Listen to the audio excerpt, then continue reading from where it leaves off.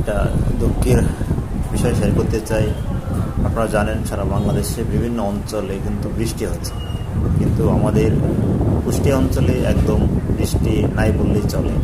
অনেক দিন ধরে বৃষ্টি হয় না, মাঝে দু এক ফোঁটা পড়লেও কিন্তু পর্যাপ্ত যে বৃষ্টি সেটা কিন্তু হচ্ছে না, যার কারণে কুষ্টিয়ার কৃষক ভাইরা অনেক ফসল কিন্তু চাষ করতে পারছেন না।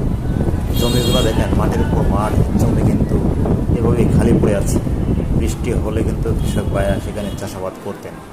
এই যে এই জমিগুলো কিছুদিন আগে তামাক চাষ করে এভাবেই মাটির উপর মাঠ তারা ফেলে রেখেছেন একটু বৃষ্টির আশায়।